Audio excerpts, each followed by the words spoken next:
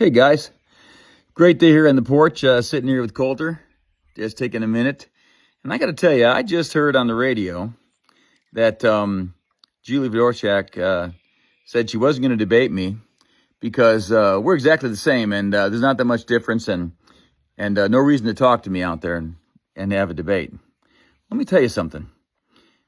I think you need to start asking who this Julie Fedorchak is exactly. So let's talk about a few differences between us. First of all, not holding face-to-face meetings, skipping the convention. Those are the easy ones. Those are things she could do all day long, but she's not doing them. And I'm doing them. And I'll keep doing them. That's a small difference. No, that's a pretty big difference if you're talking to voters. Transparency. She voted to conceal sexual crimes and harassment and payments to victims in Washington by congressmen and senators. Now, we just had this Eric Swalwell thing, and she voted to conceal that? So that's a difference. I'm not going to do that. But yet she's saying we're both the same? I think not. Pushing legislation to sell public lands and trampling on landowners' rights because she's taking donations from big donors here to do whatever they want to do, pushing businesses through. That's a big difference. And I'm not doing that. Taking foreign money. Well over $150,000 to date from foreign money.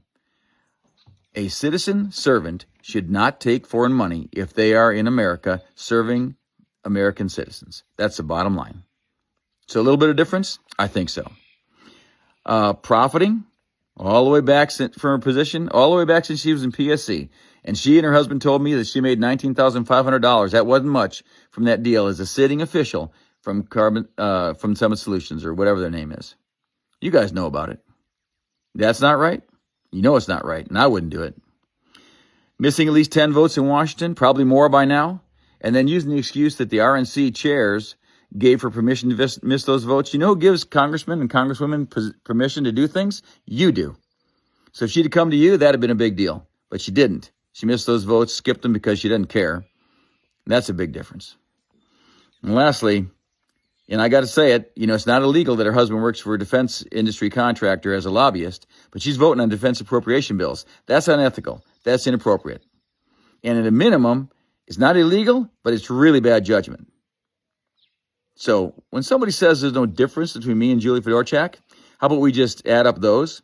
That's not me being negative. That's just me telling the truth. So if you're out there and you voted for her in the past, maybe think about it a little bit. Who do you want representing you in Washington? If you still like that behavior, you go ahead and do that. But I'm running for this congressional seat, and I'm going to run hard for it. And there's a big difference between me and Julie Fedorchak, and I'll debate anytime, any day. Thanks for listening, and I'll see you out there.